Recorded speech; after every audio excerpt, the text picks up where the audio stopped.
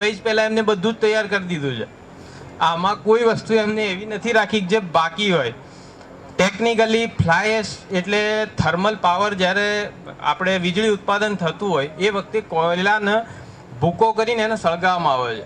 એ સળગાયા પછી એની જે રાખ હવામાં ઉડતી હોય એને ESP કરીને એક જગ્યાએ સ્ટોર કરવામાં આવે. એ સ્ટોર કરેલી રાખ છે એના ઢગલા છેલ્લા બહુ વર્ષથી બહુ મોટા મોટા ઢગલા છે. જેમ કે મોદી સાહેબે પણ સ્ટેટમેન્ટમાં કીધું 2018ની અંદર ભારત સરકારે એવું નક્કી કર્યું કે જે જગ્યાએ થર્મલ પાવર સ્ટેશન ચાલતા હોય એના 300 કિલોમીટર સરાઉન્ડિંગ એરિયામાં ફ્લાય એશ બ્રિક અથવા ફ્લાય એશ મેન્યુફેક્ચરિંગ થવું જોઈએ, જેથી ફ્લાય એશ બ્રિક્સના જે વેસ્ટેજ આપણે જે અત્યારે કરી રહ્યા છીએ વેસ્ટમાંથી બેસ્ટ કરી રહ્યા છીએ. કારણ કે આ one type of fly ash એટલે વેસ્ટ કહેવાય.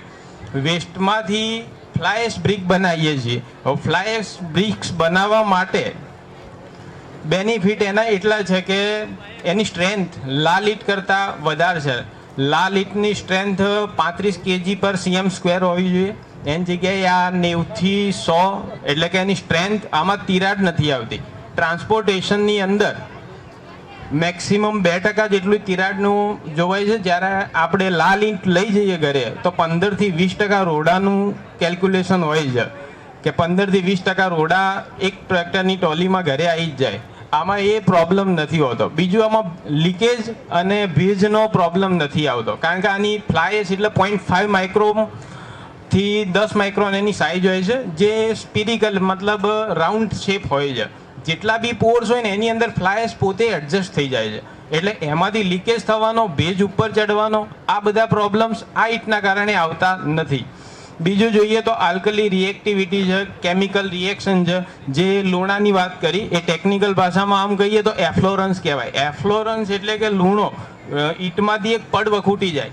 ઘણી બધી જગ્યાએ આપણે લાલ ઈંટમાં જોયું છે કે પ્લાસ્ટર ત્યાંથી છૂટું પડીને એક પડ વખૂટી ગયું હોય, એને કેમિકલ રિએક્શન કહેવાય. એ કેમિકલ રિએક્શન ફ્લાય એશના કારણે આવતું નથી. બીજું, આની યુનિફોર્મિટી શેપ એન્ડ સાઇઝમાં હોય છે. યુનિફોર્મિટી મતલબ એનું શેપ એન્ડ સાઇઝ એકદમ પરફેક્ટ મશીન મેડ હોય છે.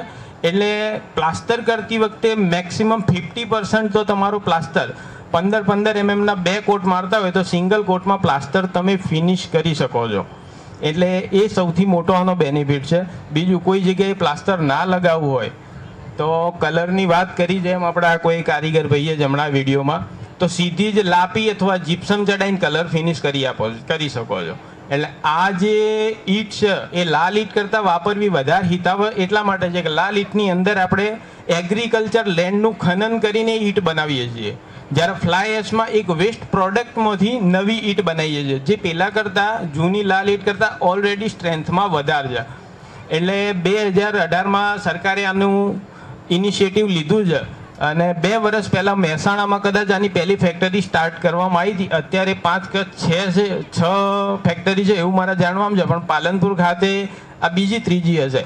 પણ આ ફેક્ટરીમાં એક ભીખાભાઈનું મને ઇનિશિયેટિવ એ ગમ્યું કે ટેકનિકલી હું કઈ જગ્યાએ ઊભો રહેતો હોઉં તો મને ગાઈડ કરજો. એટલે કે દરેક વસ્તુ એમને જાણવી છે. એફ્લોરન્સની વાત કીધી તો એ ખાલી મોટા મોટી વાત કરવા નહીં માગતા, મતલબ ટેકનિકલી એના ટેસ્ટ કરી અને રિઝલ્ટ લઈને પછી આગળ જવા માગે છે. એટલે આ ઈંટનો ઉપયોગ વધુ થાય એવી મારી આશા સાથે વિરમું છું. Thank you so much.